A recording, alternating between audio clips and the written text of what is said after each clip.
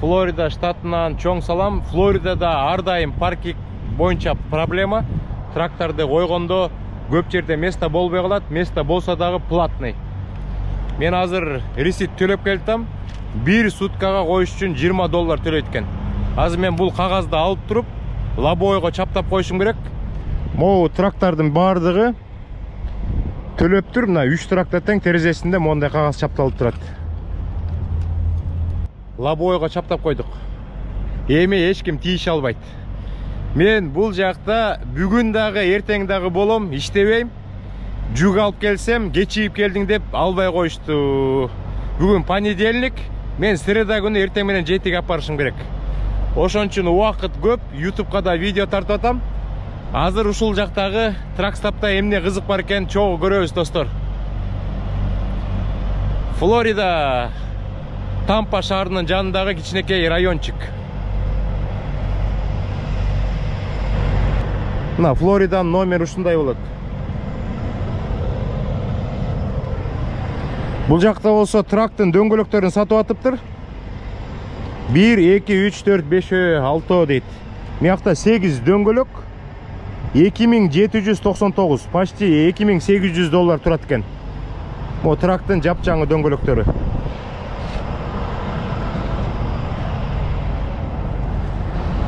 Бул жакта болсо жеңил машиналар бензин куйган жер экен.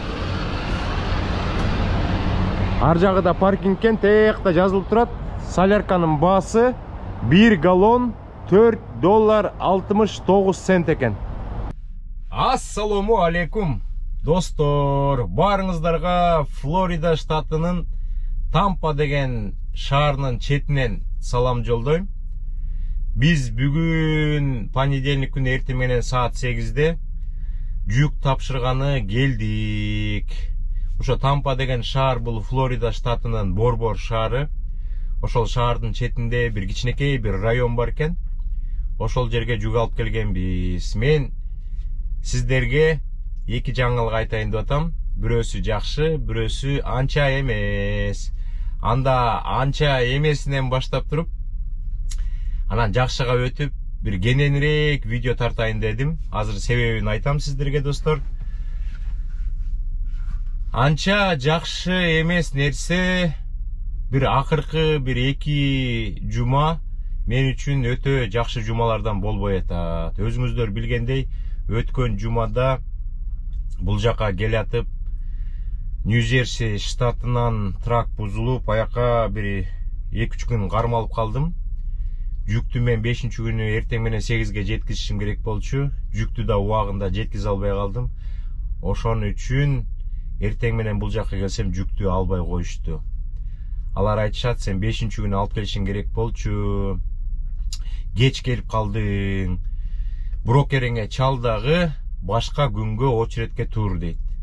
Анан бүгүн мен диспетчериме чалып, диспетчерим брокерге чалса, алар менен сүйлөшүп, очеред 3-күнү эртең менен саат 7-ге коюлуп калды. Ошондуктан 1,5 сутка бул жакта болмой болдум, бошмун. Ошон үчүн кененирээк бир видео тартайын деп чечтим. Мен азыр эшикке чыгып, бул жакты көрсөтпөй эле коеюн. Анча деле кооздук жок, кадимки эле бир айылга окшош эле жер экен. Мобил деген баягы тракстапка келип токтодум. Жакшы жаңылык, бүгүн карасам YouTube каналыбызда 55 000 подписчик болуптур. Азыр дагы көптөгөн мекендештер биздин каналга катталып жатат да. Бизди жакшы тааныбайт. Ошон үчүн мен кененирээк видео тартып, өзүбүз менен анча-мынча болсо дагы кыска нуска тааныштырып, анан ойлорубуз менен бөлүшөлү деп атабыз. Көптөгөн мекендештер мен 2021 жылдын 17 мартында ушул YouTube каналды ачкам. Ошол мезгилден бери колдоп коштоп жүрүшөт көптөгөн мекендештерим. Жакшынакай каалоолорун жазып. Көчө мурда күнү 1 ай мурун, 2 ай мурун жаңы катталуучулар катталып жатат. Жаңы катталып жаткан мекендештердин бардыгына чоң салам. Мага абдан көп мекендештер суроолорун берип турат, чалып турат, жазып турат. Азыр Instagram, YouTube, Telegram деп жакында TikTok'tu коштук. TikTok'то дагы бүгүн карасам 1130 ушундай мекендеш болуптур. Биринчи жолу түз эфир кылдык. Мындан ары дагы TikTok'тон түз эфир кылып, маалыматтарды берип турабыз. Анда кыскача айта баштайын, достор. Менин атым Алмаз болот. Өзүм Ысык көлдөн болом. Түп районунун Токтаян деген айылынан. Мен ошо Каракол шаарында чоңоюп калдым, Түптө окудум, Ак Суу деген жерде окудум, Караколдун Киров деген мектебинде окудум. Акыркы 2 жылды Бишкек шаарынын номер 5 мектебине келип окуп, ал жактан Кыргыз техникалык университетине тапшырып, аякты ийгиликтүү бүтүп, Кыргыз Телеком ишканасына барып иштейм деп Ысык көл областтык ачык акционердик коому бар, Кыргыз Телеком деген. Ошол жерде мен 16 жыл иштедим. 16 жыл иштеп, кийин бизнес кылам деп бир бизнеске бир 2 жылча иштеп калдым. Андан кийин Америкага кеттим. Америка жөнүндө анча-мынча сөз кылалы, достор. Мен студенттик кезде эле угуп жүрчүмүн. Кээ бир кишилер грин картта толтуруп Америка Кошмо Штатына кетип жатат деп. Анан кийин Телекомдо иштеп жүргөндө деле анча-мынча угуп калчумун. Грин картта ойносо болот экен деп. Ошо Караколдо жашаган 1-2 жигит грин картта утуп алдык, Америкага кеттик, жашаганы деп. Бул жакта жашап атып, бир 2-3 жылдан кийин келип Каракол шаарына үйлөрдү салып жүргөндөрүн көргөм. Бирок мен негедир ушул Америкага ошол жылдары кызыкпаптырмын. Өзүңүздөр билгендей, Советтер Союзу мезгилинде Америка Кошмо Штаты менен экөөнүн ортосунда бир саясат бар болчу да. Бири-бири жөнүндө көп маалымат берчү эмес. Маалымат берсе дагы начар маалымат берчү. Америка Кошмо Штаты Советтер Союзу боюнча начарыраак маалыматты элине таратчу. Советтер Союзунда жашаган элдерге Америка жөнүндө жаман маалыматтарды, почти маалымат деле жок болчу. Анда-санда көрүп калчубуз, бирок ал Америкада жашоо начар, үйлөрү жок кишилер көп, зарплата арзан деп ушундай жек көрүүнү пайда кылып койгон.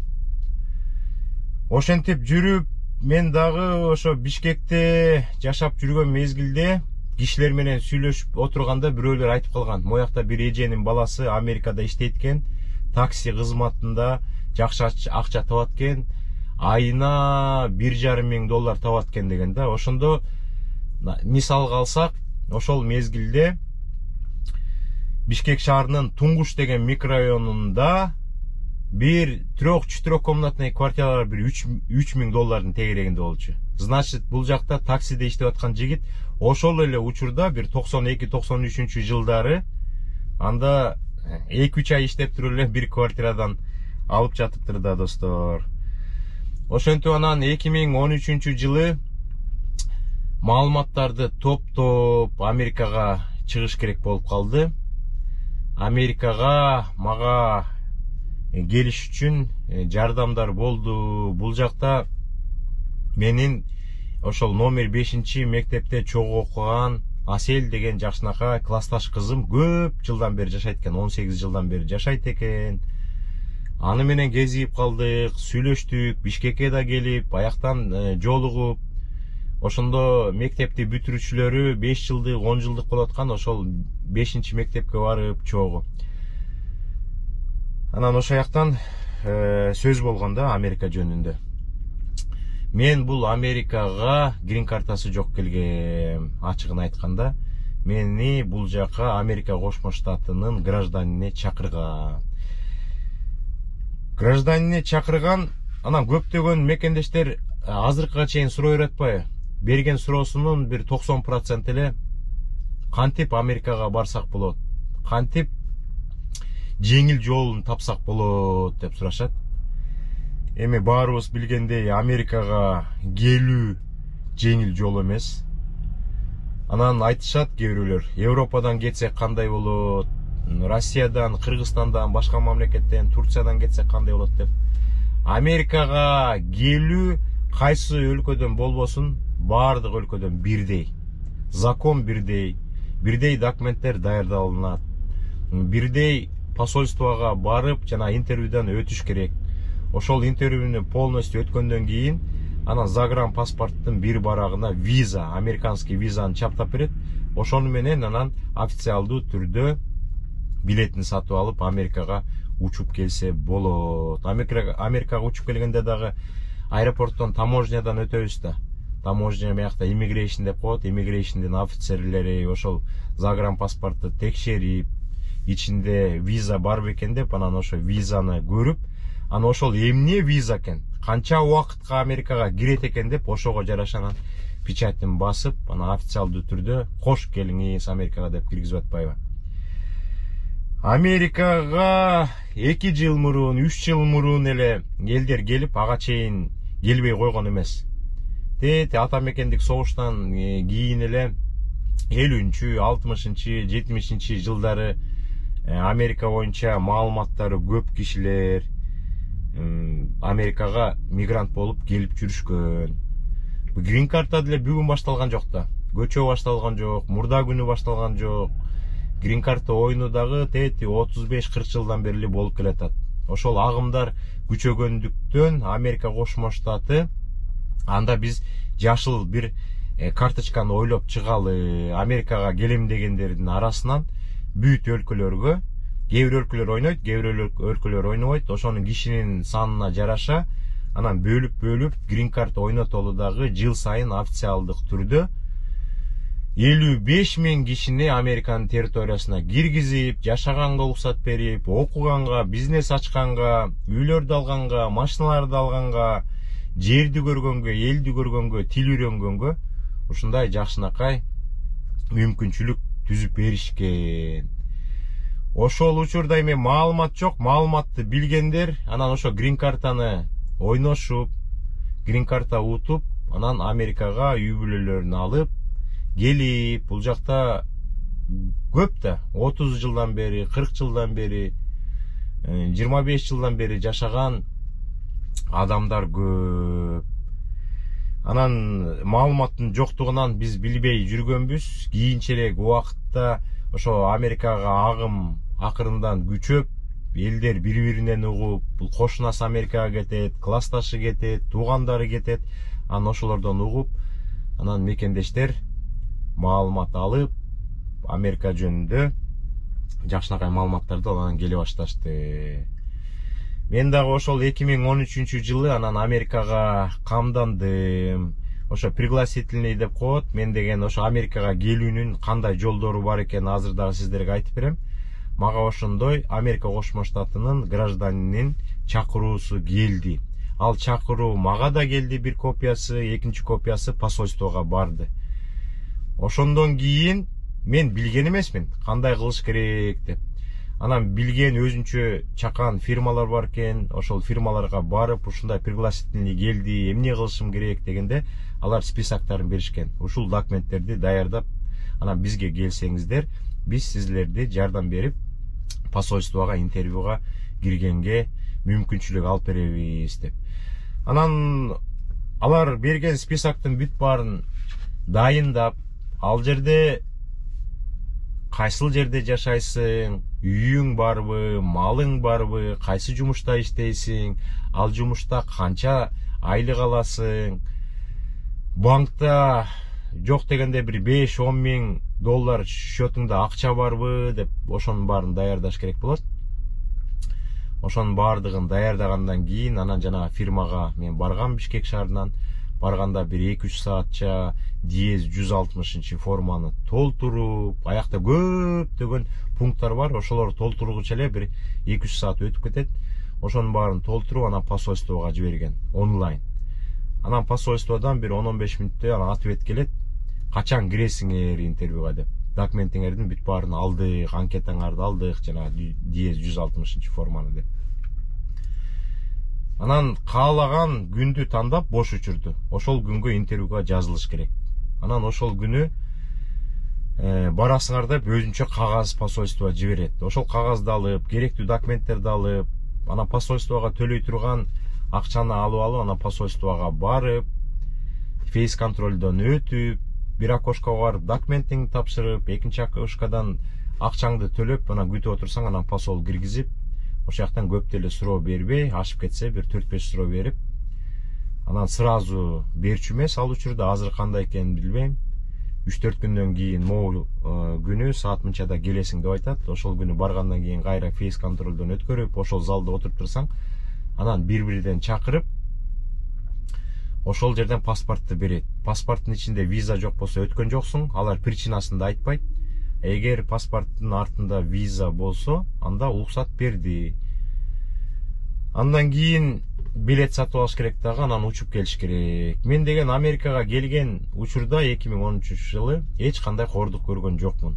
Мени бул жактан тосуп алышкан, квартира даярдап коюшкан, жумуш даярдап коюшкан. Ошон үчүн айтабыз да, тааныштары болсо абдан жеңил да, бул моралдык жактан дагы адам коркпой, ошо Америкада мени күтүп ала турган кишилер бар, мага квартира даярдап берет, мага жумуш таап бергенге жардам беришет, билбей калган суроолор болсо берсем алар жооп беришет деп ушундай жайдары келишет. Мен да ошондой жайдары келип, Америкага 19-июлда келдим. Абдан ысык болчу. Нью-Йоркто негизи жайында ысык болот. Келип, бир күн эс алып алып, анан жумушка кирип иштегенбиз. Жумуш жөнүндө дагы кыскача маалыматтарды беребиз, достор. Мен бул нерсени эмнеге айтып атам? Эмне үчүн 21-жылы 17 мартта YouTube канал ачып, мекендештерге маалымат берейин дедим. Анткени биз келген учурда, достор, маалымат абдан аз болчу. Биз келген учурда деле 2013-жылы абдан оор болчу. Жумуш табыш оор болчу. Баягы акча кичине көбүрөөк болсун деп, выходной күндөрү, суббота күндөрү, выходной күндөрү иштеп, такыр эс албай, бир дополнительный акча таба алалы деп, ар кайсы ресторанга барып, идиш-аяк жууп, грузчик болуп, бая мувинг деп коет, элдер бир жактан экинчи жакка көчсө, ошо тааныштардан угуп калып, барып, көчүрүшүп. Анан бул жактан деле көрчүбүз да, көп эле кишилерди, анча-мынча депрессия болгон кишилерди ошол учурда деле көрчүбүз. Квартирасынан чыгарып коюп, башка квартира таба албай жүргөн кишилерди деле көрчүбүз. Ошондой кыйынчылыктар болуп жүрчү. Ошол биз келген учурда бул жакта көп жашап калган адамдардын дагы убактысы жок да. Анан бая бош убакта кезип калсаң, алардын баары айтчу: силер Америкага келдиңер, бул жактан баардык нерсе болот, бирок убакыт керек болот. Бул жактан чыдап иштегиле, кыйналасыңар, кээ бирөөңөр кетем деп чыгасыңар, таарынасыңар, ыйлайсыңар деген. Ошон үчүн 1,5-2 жыл иштеп, тил үйрөнүп, опыт алып, документиңерди чуктап, жана айдоочулук күбөлүктү алып, анан кийин разрешение на работу алып, social security карточкаңарды алгандан кийин бир IT жака кетип, же бир трак жака кетип, же болсо бир анча-мынча бизнес ачкандан кийин бир нукка түшөсүңөр, ошондон кийин жашоо башка жака өзгөрөт деп айткан, достор. Анан ушул каналды ачкандан кийин жакында бир 2 жылга аз эле калды да, мартта 2 жыл болот. Ошондон бери эмне деген мекендештер менен сүйлөштүм. Эмне деген мекендештер суроо берди, эмне деген мекендештердин суроолоруна жооп бердик. Кээ бир күндөрү окшош суроолор келе берет. Ошондон бери анан 1ден, 2ден, 3дөн видео чыгарып атып, мына бүгүнкү тартып аткан видео 401 видео. Анан мен ар дайым айтам, биздин YouTube каналда, мына Кудай буйруса бүгүн 55 миңден аштык. Мен азыр ушу видео тартардын астында 55.008 катталуучу болдук. Акыркы учурда баягы просмотр деп коет, көрүүлөр аз болуп атат. Ушундай видео чыгарасың, маалымат бересиң, биздин каналда азыр 55 миң да. Бирок көргөн кишилердин саны аз, 1 миң, 2 миң, 3 миң эле киши көрүп коет. Канчалык көп киши көрсө, например, ошонун хотя бы жарымы көрсө, лайктарды басса, комментарийларды жазса, анан YouTube көрүп, анан таратат да. Таратканда көптөгөн мекендештер билип калат да, анан биздин каналга катталып, Америка жөнүндө анча-мынча болсо да маалымат алат да. Баарыбыз билебиз, достор. Азыркы учурда Америкага келем деген адамдар абдан көп. Бул биздин эле Кыргызстандан эмес, Өзбекстандан, Казакстандан, Россиядан, Украина, Польша, Европадан, көптөгөн өлкөлөрдөн, башка чет өлкөлөрдөн дагы бул жака келип жатышат да. Баарыбыз билгендей, бул Америка эми дүйнөдөгү эң бай мамлекет. Кишинин саны канча болуп калды эле? 340 миллионго жакын болуп калыптыр. Анча мынча эле жетпей атат да. Анан жыл сайын официалдуу түрдө 55 миң кишини киргизип атат. Бул жакта закон иштейт. Америка эми биз үчүн экинчи үй болуп калды да. Биздин киндик тамган жерибиз, биздин кичи мекенибиз бул Кыргызстан. Эми Америкада жашап аткандыктан жакында 10 жыл болот. Анан бул дагы экинчи үйүң болуп калат экен да. Ушул Американын абасын менен дем алып атабыз. Тамактарын, сууларын ичип атабыз. Ушул жакта жашап жатабыз үйлөрдө. Ушул жакта машина менен иштеп жүрөбүз. Ошон үчүн экинчи үйүң болуп калат экен. Анан Американын жакшы жактары көп. Жаман жактары да бар. Эми жаман жактарын албаш керек, бирок бул жакта закон иштейт. Закон иштеген мамлекетте баары жакшы болот экен да, өнүгүү болот экен. А закон иштебеген өлкөдөн элдер кете баштайт акырынданчы. Азыр Америкадан кет деп любой эле кишиге айтсаң, неге кетет элем дейт. Ошон үчүн агым азыр күчөп, анан мекендештер бизге суроо үйрөтпай, болушунча жооп берип жатабыз, достор. Анан эң негизгиси бул Америкада 50 штат бар да. Желегинде, Американын желегинде 50 жылдызча бар. Бул 50 штат дегенди билдирет. Анан көп жолу айтам сиздерге, достор. 50 штат деген бул 50 мамлекет сыяктуу. Вроде бири-бирине эле окшош, жолдор окшош, сайындар окшош, имараттары окшош, бирок өзлөрүнүн дагы ар бир штаттын закондору башка. Например, солярканы алалы. Бир да штатта баалар окшош эмес. Бензинди алалы, бир да штатта баалар окшош эмес. Продуктун алалы, кийим кийинели, жанагы үйлөрдүн баасын алалы, квартиралардын баасын алалы, анча-мынча айырма. Бул деген баягы 50 мамлекет бир төрө жашап аткандай эле сезилет да. Анан баягы ДМВ деп коелучу, бир эле организацияны алалы, ДМВ деп ГАИны алсак, ар бир ГАИде, ар бир штатта өзлөрүнүн условиялары бар да. Бир жакта көбүрөөк төлөнөт, бир жакта азыраак төлөнөт, бир жакта условиясы башка, могу документтер керек дейт. А башка штатка барсаң, бул документтин кереги жок, бул документтер керек дейт. Например, кээ бир штаттан бир штатка көчсөң, СДЛ праваң болсо, аяктан кайра экзамен тапшырышың керек дейт. Кээ бирөө тапшырбай эле койсоң болот дейт. Кээ бир штаттарда астына номер такпайт. Кээ бир штаттарда эки жагына тең, машинанын асты артына да номер тагат. Шыгылып баардык нерсе ар кандай. Анан менин оюмча, ушул Америкада 50 штат болсо, ошо 50 штаттын ар бир штатында мекендештер бар экен.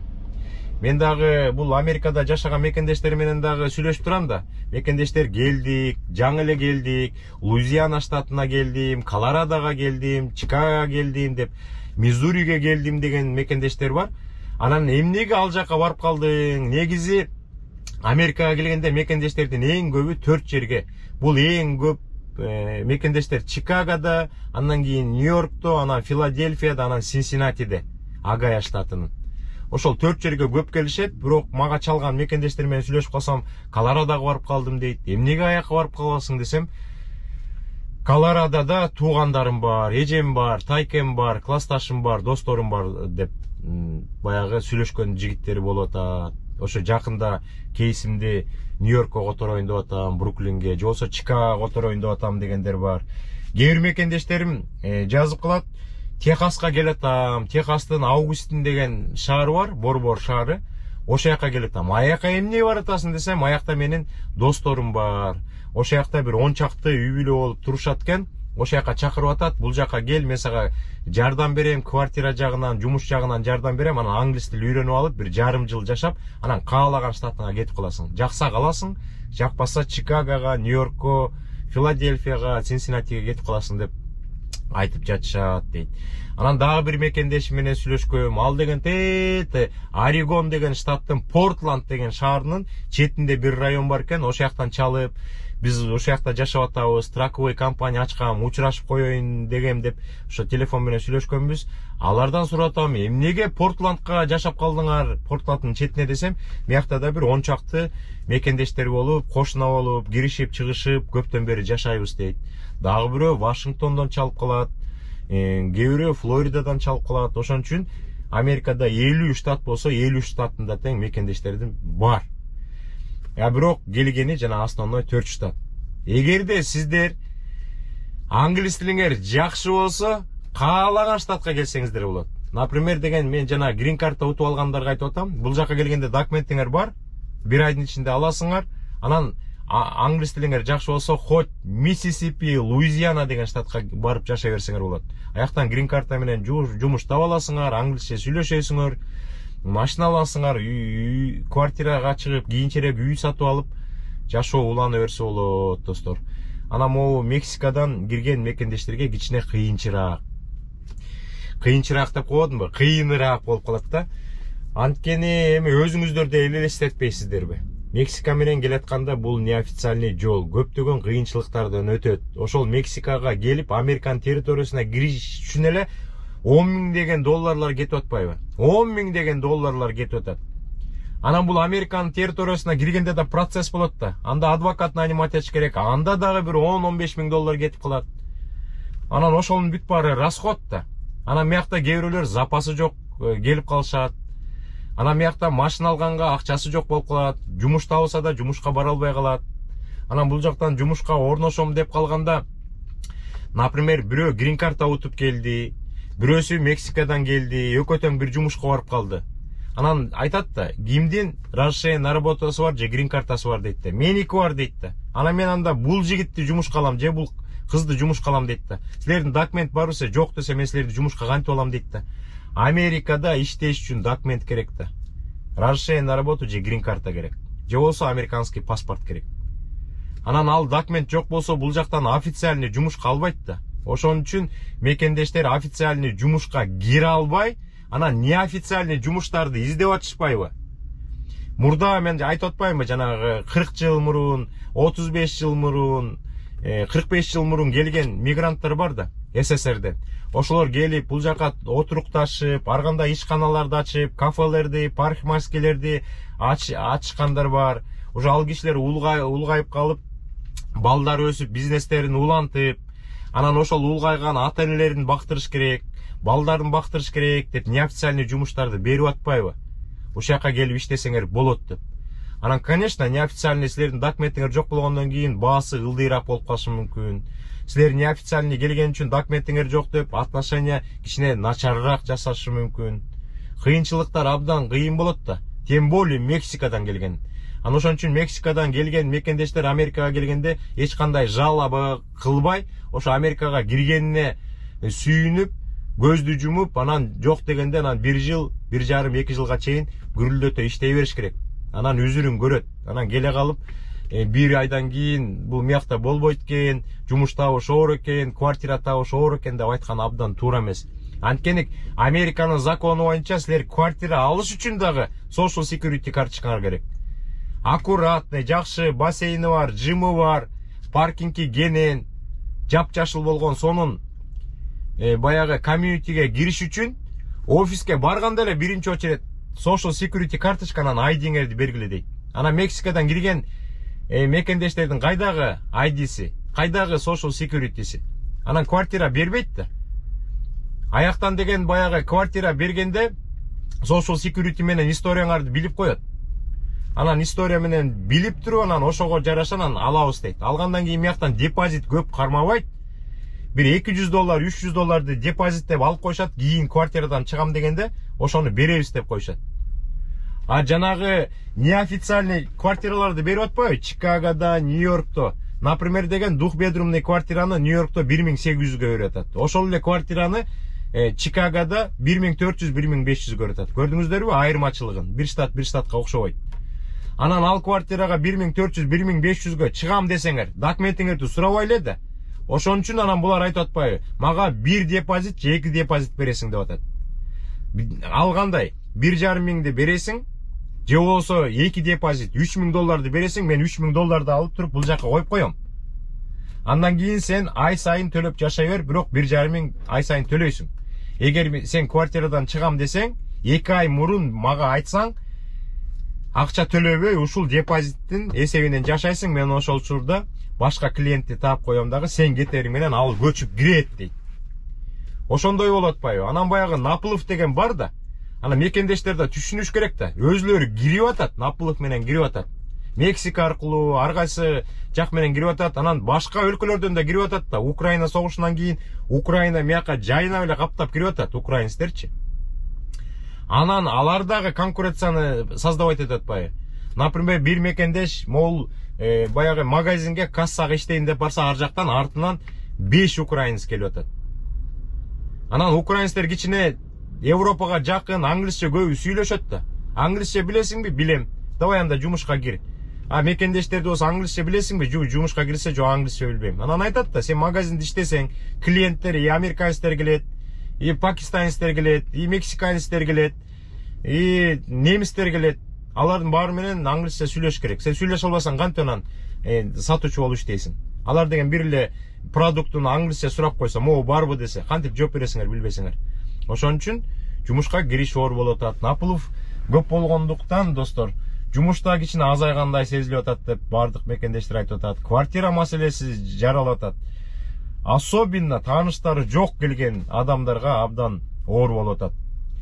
А тааныштары барлар заранее. Бул жактан да квартира мага дагы кээ бир мекендештер чалып калат да. Алмаз байке, биз 1 айдан кийин, 2 айдан кийин барабыз, Чикагого барабыз, мага квартира тапканга жардам бериңизчи деп. Мен кантип таап берем? Квартира деген турбайт да. Например, бүгүн рекламага койсо, эртең бүрсү күнү жок ал квартира. Силерди күтпөйт да, 1 айдан кийин бир адамдар келип жашайт экен үй бүлөсү менен деп.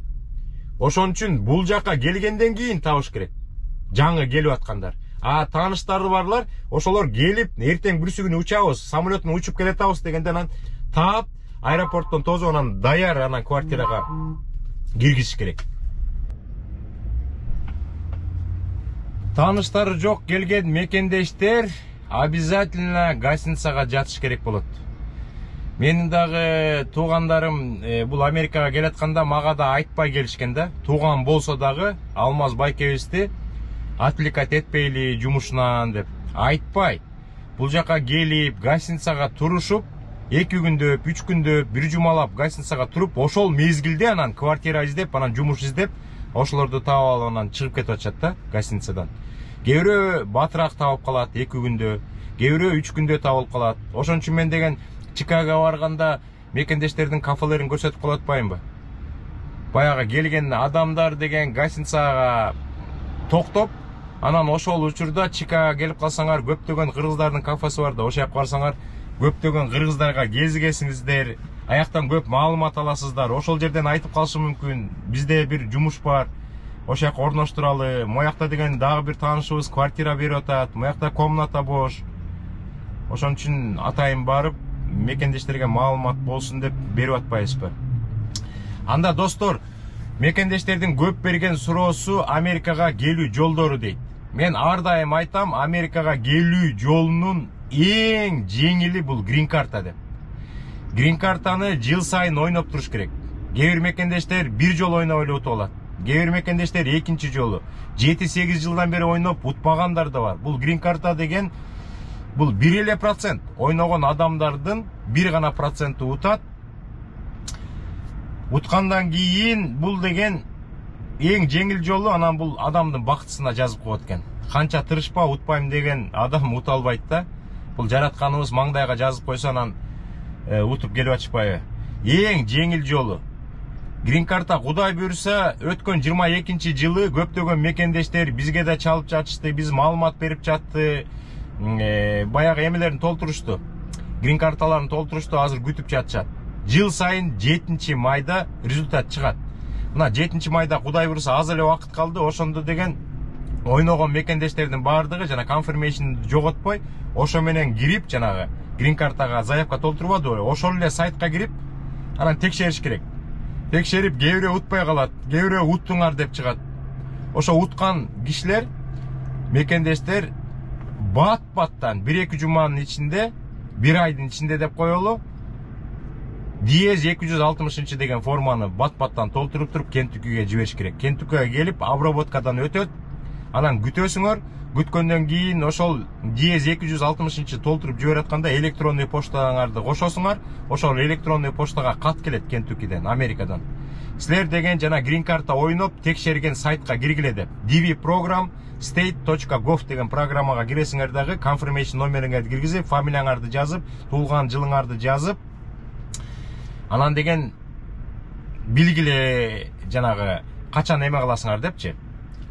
Интервьюга барат экенсиңер деп. Анан ошо интервьюга барганыңарды ошо жактан билесиңер дагы, анан принтерден чыгарып аласыңар кагазын. Анан интервьюга кирердин астында медкомиссия өтүш керек. Медкомиссияны Бишкектен 2 клиникадан өтөсүңөр. Анан кийин дагы маалымат беребиз. Анан ошо жака чалып, мен медкомиссия өтөм деп, ал подтвержденияны сурайт, подтвержденияны көрсөтөсүздөр дагы, анан определенный акчаларды алып алып, ар бир кишиге төлөнөт. Эгер негиз алганда грин карта уткан үй бүлөбү же жаңгыз кишиби бир кишиге где-то $750 кетет. Ошону эстеп коюш керек.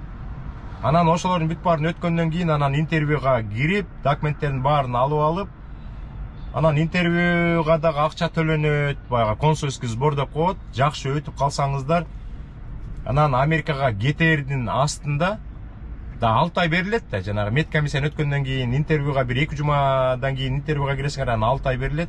6 айдын ичинде чыгып кетиш керек, анан билеттерди сатып алып, анан бул жака мекендештер учуп келишет. Азыркы учурда дагы четинен келип атат болуш керек. Андан башка кандай жолдор бар, достор? Көп мекендештер сурайт да, жеңил жолдорун айткыла деп. Жеңил жолдору жок да. Америкага келүүнүн жеңил жолдору жок. Көп этаптардан өтүш керек. Бардыгы оор. Анан эч ким гарантия бербейт, өтөсүң же өтпөйсүң точно деп. Анан биз көп айтабыз, туристтик визага аракет кылып көргүлө. Туристтик визага. Туристтик визага аракет кылганда сиздер деген 5 жылдык виза ачып бергиле деп айтасыңар дагы, 6 ай сайын бул жака келип, анан чыгып туруш керек. Өзүнүн аты эле айтып атат, туристтик виза деп. Бул туристтик виза менен келип Америкага иштегенге болбойт. Жер көрүп, эл көрүп, туугандарга кезип, больницага көрүнчүлөр көрүнүп, анан кайра 6 айдан кийин чыгып туруш керек. Анан кээ бирөөлөр бар, неофициальный жумушта атпайсызбы? 6 айга келет, неофициальный жумушта иштейт, кайра чыгып кетет. Эмдиги жылы 6 айга келет, неофициальный жумушта иштейт, кайра чыгып кетет. 6 айда эле эми жакшы акча таап алып, Кыргызстанга барып иштебей эле жарым жыл, 1 жыл жашаса болот. Андан тышкары, достор, баягы чакыруу визасы бар. Эгерде бул жакта тааныштарыңар болсо, граждандер болсо, алар силерди чакыртса болот. Жанагы мен келген эле жол, бул жактан баягы ишеничтүү гражданин болсо, чакыруу жиберет. Анан чакыруунун аркасынан документтер даярданылып, анан кайра эле посольствого интервьюга кирип, ошол жол менен келсе болот. Мына студенттик виза деген бар. Издениш керек да, мияка келем деген адам издениш керек. Студенттик виза аркылуу көптөгөн студенттер келип атат. Ошол окуу жайларда иштеген мугалимдер повышение квалификация деп келип атат. Андан тышкары воссоединение семьи деп келип атат. Эгерде бул жакта туугандары болсо, бир туугандар ата-энелерин бая воссоединение деп, анан бая үй бүлөнү кошуу деп, ошондой жол менен келип атышат. Дагы кандай жолдору бар? Мен деген адвокат болсом же юрист болсом сиздерге толук айтып бермекмин да. Мен болгон Американын жашоосун сиздерге көрсөтүп берип атам да. Спорт жагынан келип аткандар бар. Мен дагы бир 3-4 жигит менен кезиккем, ошол мияка тренер болуп иштейбиз деп, спорт жагы менен келгенбиз, азыр бул жактабыз деп. Андан тышкары мен рабочий виза деп уга элекмин. Рабочий виза менен Америкага келдим, бир компания чакыр деген мен бир да мекендештен уга элекмин. Мо Европага барсаңыздар, Европадагы дальнобой деп YouTubeга жазсаңыздар, Арзымат деген иним жакшы маалыматтарды берип атат. Европага рабочий виза менен барса болот. Жолдору көп, издениш керек. Google'га жазыңыздар, YouTube'дан жазыңыздар. Бул жакта көптөгөн блогерлер бар да. Орус тилинде апарган көп блогерлер бар. Ал башынан өткөн нерселерди, же ошол кишилерден интервью алып, көптөгөн маалыматтарды берип атпайбы? Анан көп берген суроо азыркыга чейин берилет, достор. Права жөнүндө. права жарайбы депчи. Кыргызстандын правасы Америкадан жеңил машинаны убактылуу гана айдаганга жарайт. Америкага келгенде иштейм десеңиздер, американский права алыш керек. Жеңил машина жанагы доставкада жүрүшөт, аларга американский права алыш керек. Эгер чоң тракка кетем десеңер, СДЛ алыш керек. Бул абдан чоң документте болуп саналат. Дагы эмнелер жөнүндө кандай суроолор келип атты эле мекендештерден? Канча акча менен келебиз деген суроолорду көп беришет мекендештер. Бул мынча акча менен келгиле деп айта албайбыз да. Кээ бирөө жаңгыз келет, кээ бирөө жубай менен келет, кээ бирөө 5 баласы менен, кээ бирөө 3 баласы менен келет да. Ошо кишинин санына жараша акча кетет. Бул жакка келгенде кайсы штатка келесиңер, канча комнатный квартирада жашайсыңар, кайсы жумушта иштейсиңер, кийин акчасы жакшы болобу, начар болобу, анан жумуш табылып калабы, бир жумада же бир айда табылып калабы, тамак ашка акча кетет, эки жака басканга акча кетет деп. Кээ бирөө экономдоп жашайт, кээ бирөө баягы кенен жашагысы келет. Ошон үчүн деген мен канча акча менен барыш керек деген суроо билбейм. Приблизительно айтып койсо болот да, приблизительно айтып койсо болот. Анан бизде айтып атпайбызбы, запас менен келиш керек деп, запас менен келиш керек деп. Биз жанагы Чикагодагы балдар менен сүйлөшкөндө да алар айтат, машинасы жок оокат болбойт деп. Филадельфиядагы балдар менен сүйлөшсөң да алар да айтат, машинасы жок такыр оокат болбойт экен деп. Синсинатиге келген мекендештер менен сүйлөшсөң дагы баары айтышат, машинасы жок оокат болбойт экен депчи. Үй бүлөгө жок дегенде бир машина келет, керек экен. Балдарды садикке апарып, мектепке апарып, продукты алганы, банкка барганы, жумушка барып келгени ушундай машинасы жок оокат болбойт экен деп. Башка штаттарда айтпай эле коелу. Америкада бул мегаполистарда гана транспорт жакшы жүрөт. Например, Нью-Йоркко келсеңер, Бруклиндин өзүндө жашасаңар, анда машинасы жок деле оокат кылса болот. Ана мен ушинтип бирдеме айтып берейин дейм, кайталана баштайт да, кайталана баштайт. Баягы эле суроолор, мекендештер баягы эле суроолорду берет, мен ошолорду эле жооп берем. Анан кайталанма видео болуп калат. Ошон үчүн бул видеону кичине кененирээк тартып, көбүрөөк маалымат берейин деген ой болчу да. Анан баягы IT жагында айтып калдык. Англис тил абдан керек болот. Көп мекендештер англис тил билип барсакпы же билбей эле барсакпы дейт. Англис тил билип келсеңер, жакшы жумуштарды иштейсиңер, кыйналбайсыңар, каалаган оюңарды айтасыңар, бирөө бирдеме деп сүйлөсө, аларды түшүнөсүңөр. Жашаганга жеңил болот да. Англис тил жөнүндө ошондой мыякта бекер окуулар бар. Англис тили эми баардыгы эле билип келбейт, анан бул жактан чөйрө башка да. Мыяктан көп угасыңар, жаныңардагы киши сүйлөйт, кафеге киресиңер, магазин киресиңер. Могу тракка кирип аткан мекендештердин деле көбү англисче билбей эле киришет. Анан жумуш учурунда үйрөнүшөт. Мыякта бекер мектептер абдан көп. Бруклинде особенно. Чикагодо деле бар болуш керек.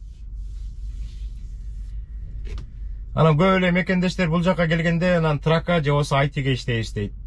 IT жумушу жакшы жумуш. Бул жактан ITни окуп бүтүп бул жактан же болбосо Кыргызстандан окуп келип, жылына бир 80 миң, 90 миң, 100 миңге договор түзүп жумушка кирип аткан мекендештер абдан көп. Жана Эсен Ниязов деп Бишкекте Восток 5-та гражданский 119 болуш керек. Мен эсимде калган, түз эфир кылганбыз. Ошо жакта абдан сонун IT мектеби бар. Англис тилди да үйрөнөсүңөр. Аяктан Бишкектен күн сайын барып окусаңар $1000 кетет. 9 ай окуш керек. Зато готовый специалист кылып чыгарат. Эгер онлайн окусаңыздар, где-то $800 кетет. Гражданский 119, Восток 5. Ошол эле окууну бул Америкага келип окуйм десеңер, $6000, $8000, $10000 окуйсуңар. Аяктан бир $800 бүтүп алган жакшыбы? Грин карт утуп алган кишиде, например, азыр грин картта күтүп атасыңар. Эмени окууну бүтүп алсаңар, Америкага келбесеңер деле пайдасы тиет да. Азыр көп мекендештер Кыргызстанда отуруп алып эле чет мамлекеттердин компаниясында иштеп жатышат программисттер. Эң негизгиси программист болуп Америкага келгенде жумушка кирем десеңиздер, обязательно англис тили керек. Англис тили жок жумушка кире албайсыңар. Аякта собеседование болот. Азыркы учурда онлайн болуп атат. Анан американецтер кадимкидей сурайт англис тилинде. Англис тил билбеген кишилерди ал кантип алат?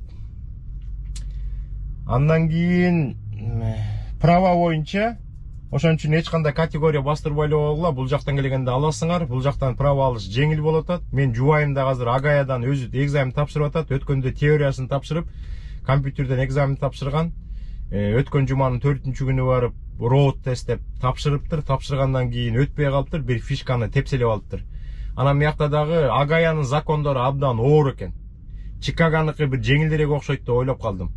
Агаянын закону оор экен, анан деген 25 саат машина айдашың керек экен дейт. Ошол сени үйрөткөн 25 саат үйрөткөн киши могу кагазга кол койдуруп, ооба действительно үйрөттүм деп жазып бериш керек экен дейт. Анан лекцияга алып 4 сааттык лекция алыш керек экен дейт.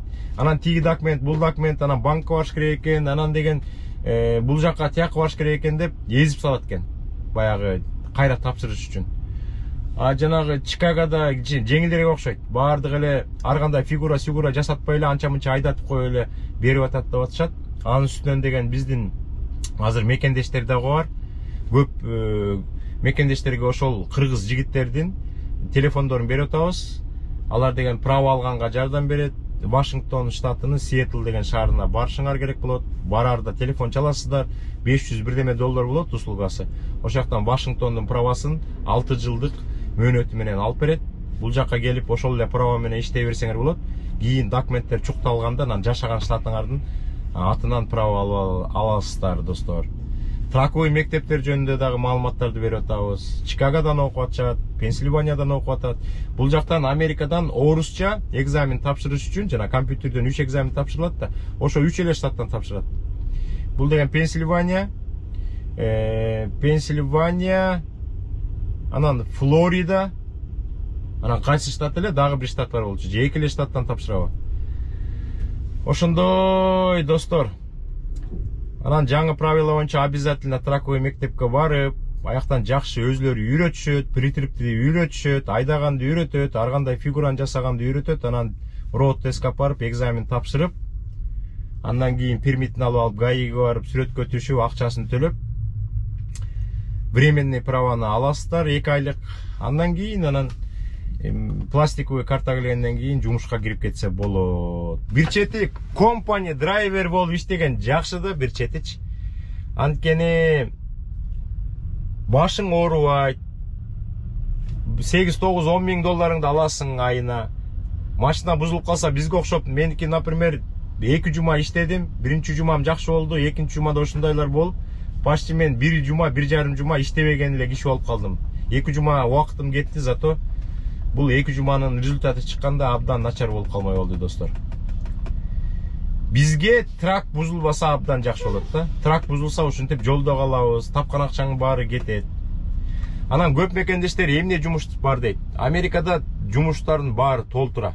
Мына аял заты келгенде, биз келген учурдан баштап азыр деле ошондой болуш керек. Кичинекей балдарды багышат. Ошондой кичинекей балдарды бакканда ошол жумуш берген кишилердин үйүндө жашашат 5 күн, 6 күн. Карыларды багышат, ошол эле сыяктуу. Ошол эле үйдө жашашат, бирок акча төлөбөйсүң, квартира издебейсиң. Анан 5 күн, 6 күн ошо кары абышка кемпирлерди багышат. Бир күн уруксат берет, бар суббота күнү же воскресенье күнү шаарды кыдырып эс алып кел. Нервди успокаивать эт деп. Андан кийин клининг деген бар. Аял заты көп иштейт. Жанагы бай кишилер үйүнө чакырып, атайын фирмаларга жумушка кирип, же болсо бир тааныш ошондой иштегендер болсалар чалып турат. Бул подработкада болуп калышы мүмкүн. Баягы бош учурда, же болсо күн сайын үй тазаламай дегендер бар, офис тазаламай дегендер бар. Бая кафелерде повар болуп иштегендер бар, официант болуп иштегендер бар, базбой болгондор бар, доставка бар, тамак ташыгандар бар. Механик болуп иштегендер бар. Мен сиздерге көрсөтүп бербедимби? Механик болуп иштегендер бар. Трак оңдоп, жеңил машина оңдоп, тракта иштегендер, бокс тракта иштегендер бар, пикап трак менен машина ташыгандар бар, флетбек менен пикап тракты илип алып, жөнөкөй груздарды ташыгандар бар, таксиде иштегендер болуп атат, кыздар дагы, балдар дагы. Баягы сотовый антенналарын бийиктикке чыгып орноткондор бар, интернет кабелдерин үйгө киргизген жумуштар бар. Жумуш абдан көп болот атпайбы? Анан англис тили жакшы болсо, жакшы жумуштарга киресиздер да. IT жагы бар. айтишник болгон жакшы экен да. айтиде баягы мурда постоянно жумушка барып иштечү да. Акыркы учурда үйдөн отуруп эле иштеп калышты. Жумасына бир жолу же эки жолу офиске барып иштеп коет, калганы үйдө бала чака менен. Достор, ошондой. Мына 401 видеону тартып атам. Мурда просмотрлар көп болчу, азыр просмотрлар кичине азыраак болуп атат. Мурдагы эски видеолорду көрсөңөр көптөгөн нерселерди айтып берген. Мен дагы азыр эсиме жакшы келбей атат. Ал деген абдан көп убакыт кеткен да. Ошол эмгекти баалап, ошол видеолорду кичине көрүп, просмотрларды кичине көбөйтсөңөр, YouTube'да көрөт. Ана бизге ошондон анча-мынча акча түшөт. Мен YouTube каналды жаңы ачканда жакшыраак акча түшчү. Жума сайын айына $100 түшүп атчу. Ана мен ошол акчаларды деген Кыргызстанга, 7 областка жибергем кайрымдуулук деп. Азыр болсо начар түшүп атат. Баягы просмотрлар аз. 55 000 подписчик бар, бирок просмотр жок. Ошон үчүн да мен бир күн чыккам да.